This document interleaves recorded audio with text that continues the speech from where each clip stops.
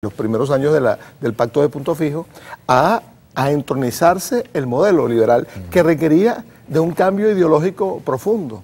Se crean universidades que se ocupan de lo científico, entre comillas, pero que no se ocupan de lo otro.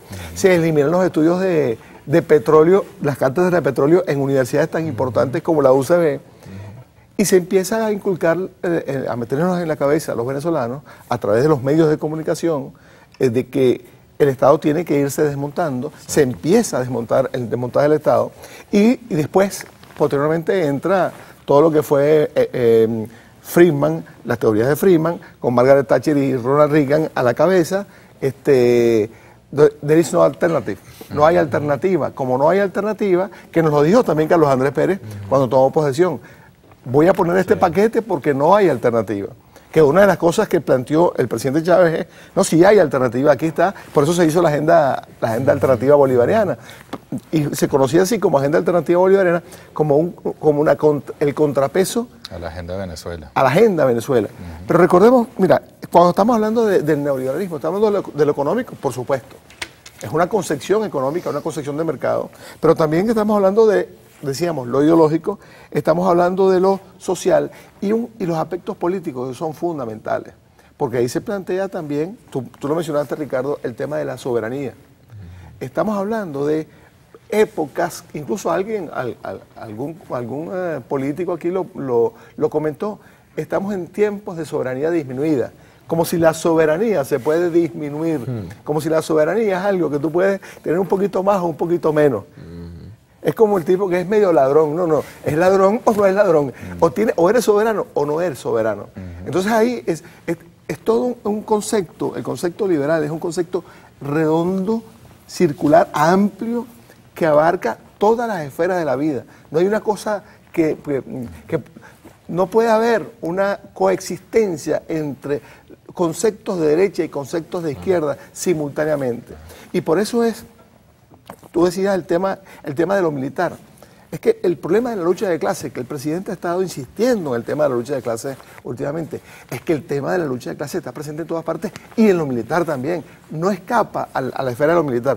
A los militares nuestros les hacían creer que los militares tenían que ser apolíticos. Ser apolíticos era soportar las vagabunderías que siempre estaban presentes, como tú mencionaste muy bien, aquella señora que se vestía de coronela y los generales de la República con el sello del Ejército Libertador se le cuadraban a la coronela que se puso solita el uniforme de coronela. Fíjate, es un tema bien interesante, pero vienen los 90 y los 90 significa, yo les recuerdo a ustedes, el año 91, tú te tienes que acordar, Ricardo, el año 91, tú todavía eras estudiante del año 91.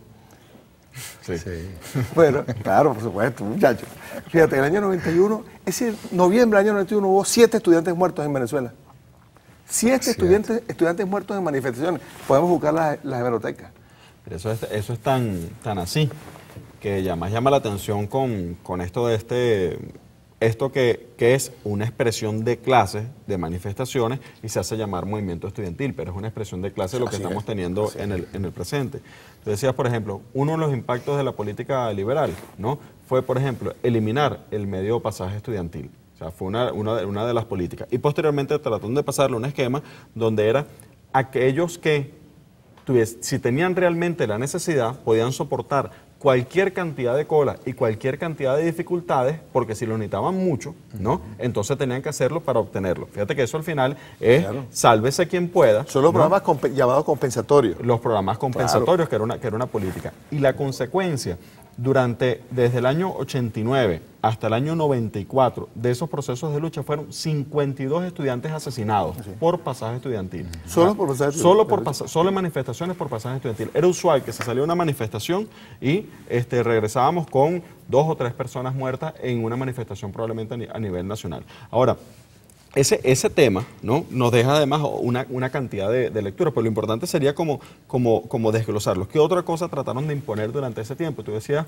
el tema del desmontar el Estado. Otra de las doctrinas que vino ahí en ese momento fue el imponernos como un paradigma, ¿no?, como el único paradigma posible de modernidad del Estado, los supuestos de descentralización. Y ojalá alguna vez pudiéramos asumir esa discusión con profunda seriedad, ¿no?, y ver ¿cuál era en realidad el esquema que estaba planteado? Primero, si hay una sola estrategia que puede tener un Estado en términos de centralizar o descentralizar, o si en ese esquema de descentralización lo que estaba planteado era la desarticulación del Estado, o sea, propiamente la desarticulación del Estado, y una cosa más grave es desprenderse de funciones del Estado, porque el liberalismo considera que no son funciones de él. Sí, para privatizarla. Porque no son todas aquellas cosas que supuestamente son un peso para el Estado, me desprendo de ellas. Y así hicieron negocios tan buenos, por ejemplo, como desprenderse de CanTV. Y Viasa, acuérdate que Viasa es un negocio que hizo Carlos Andrés Pérez con el señor de España, bajo el paraguas de las políticas neoliberales, privatizaron Viasa. Eso fue, la privatización de Viasa, recuerdas tú que fue a finales de 91, principios de 92. Fíjate cómo todas esas cosas van... Y antes del corte, eso es tan así. Mira, aquí fue Viasa y fue, por ejemplo, CanTV, por poner un caso. En Argentina fueron lo del sistema ferroviario. Pero al final, ¿qué es lo que estaba? Porque es parte de la ilustración, es el Estado, cuando tiene la carga una empresa para precisamente hacer su infraestructura, está bien que la asume el Estado. Pero cuando empieza a ser rentable, entonces se la entregamos al particular. Así es. Fíjate, una cosa, también antes del corte, mira, el tema este de los procesos de privatización ha llegado tan lejos que en este momento vimos la invasión a Irak, ahora la invasión a Afganistán, ahí participan, buena parte de los soldados, entre comillas, que participan, son contratistas. Fíjate, un tema importantísimo en el contrato de Colombia con los Estados Unidos para la instalación de las bases gringas en Colombia, tiene que ver con la impunidad que tienen, y voy a decirlo así, impunidad que tienen los contratistas. Los contratistas son mercenarios. Es decir, Estados Unidos está poniendo todo lo que tiene que ver con su seguridad, incluyendo sus tropas, las está poniendo en manos de contratistas, empresas privadas. La comunidad, cuando uno revisa por internet todo lo que se trata de la comunidad de inteligencia norteamericana, ya no es aquella silla cerrada, ¿no? Ahora son varias empresas que cogen los contratos, ganan los contratos de espionaje, de investigación, todo eso ahora son empresas privadas. Así es. Bueno, nosotros vamos a ir al corte y además nos vamos a ir con el juramento del presidente Chávez cuando tomó posesión en 1999 y cómo ese proceso constituyente, que quizás es al menos en nuestro caso la primera promesa electoral que vimos cumplida, fue la Asamblea Constituyente y además el primer día se llevó adelante y aquí está la Constitución que además se ha ido desarrollando en innumerable cantidad de leyes y de reglamentos que le dan concreción a esta Constitución que es nuestra Carta Magna y que dirige el rumbo del país. Vamos al corte y ya regresamos.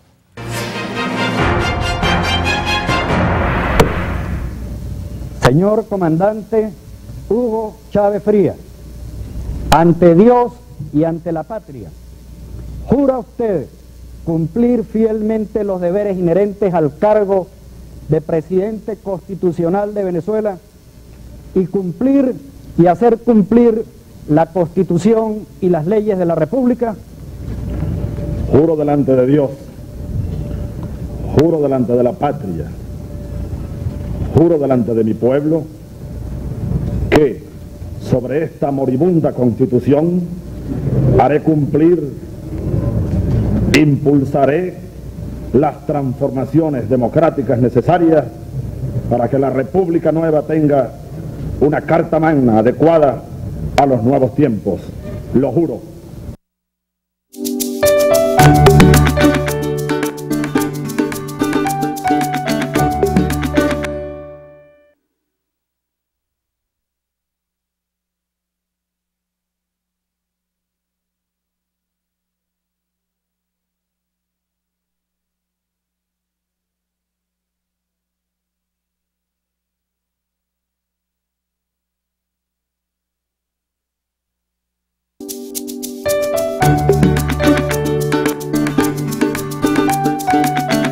Dichoso el pueblo que, rompiendo las cadenas de 4 décadas y levantándose sobre sus cenizas y empuñando con firmeza la espada de su razón, cabalga de nuevo el potro brioso de la revolución. Se trata de una verdadera revolución y de un pueblo que la galopa. Esta instalación de la Asamblea Constituyente es un acto revolucionario. Es la revolución que ocupa todos los espacios. Es la muchedumbre que lo invade todo. Es un galopar indómito que llega a todas partes y nadie puede detenerlo. Esa es la revolución venezolana de este tiempo.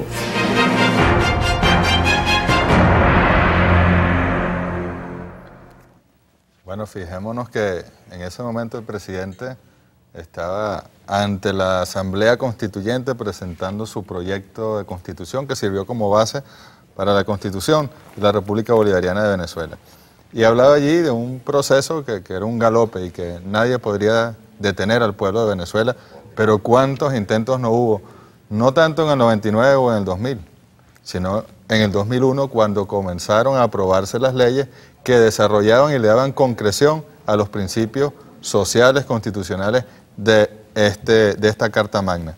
Y cuánto no tuvo que ver el imperio en todos esos intentos de derrocar, que de hecho derrocaron al gobierno en el año 2002 y el pueblo lo repuso en el poder. ¿Cuán difícil ha sido este camino, Héctor? El camino ha sido bien difícil, realmente. Pero fíjate que, además, hay que agregar dentro de lo difícil que el enemigo no se dio cuenta de la magnitud de lo que se estaba soltando, se estaba poniendo en libertad. Eran como unas fuerzas que estaban reprimidas, que estaban encajonadas, y de pronto se sueltan. Y lo suelta nada más y nada menos que Hugo Chávez. Pero fíjate que en Honduras, ahora, y esto es muy importante señalarlo, cuando se asomó la posibilidad de hacer una consulta, el presidente de la República asoma la posibilidad de hacer una consulta no vinculante al pueblo sobre un tema que tiene que ver con la Constitución, actuaron de inmediato. De inmediato. De inmediato. Un ataque preventivo fue eso. No dieron ninguna posibilidad a que el pueblo se desatara esa fuerza, que se desataron en efecto en Venezuela, y que yo diría más, en Venezuela esas fuerzas continúan desatadas. Sí. Continúan desatadas, y esto me lleva a mí a una reflexión. Mira, yo creo sinceramente que Venezuela en este momento es ingobernable sin Hugo Chávez. Así de sencillo. Esas fuerzas están ahí. La gente se apropió de la Constitución, la gente se apropió de las leyes, la gente se apropió de los consejos comunales y de las formas que la revolución ha venido desarrollando. Es muy difícil hacer que este pueblo retorne a sus casas, que este pueblo retorne a sus viejas ancestrales formas de convivir y no siga desarrollando su democracia como ya aprendió a hacerlo. El problema es que ya hay una cultura, se empezó a desarrollar una cultura de esa forma, con todas sus imperfecciones, con todos los errores que como pueblo hemos estado cometiendo, pero más allá que esos errores. Mira, esto es un caballo desatado a galope entendido, y que nadie se atreva a tratar de detenerlo. Sí, vamos un momentico, Ricardo, a ver un material, porque ya lo decía el ministro Héctor Navarro. Bueno, las fuerzas en Honduras impidieron que se convocara ni siquiera la cuarta urna, que era para ver si a su vez se convocaba un referendo. Pero Hugo Chávez sí cumplió su promesa y su decisión y su proyecto de convocar el referendo como primer acto de gobierno, y sin embargo, allí también hubo resistencia. Vamos a ver lo que dijo el presidente hoy en el Aló.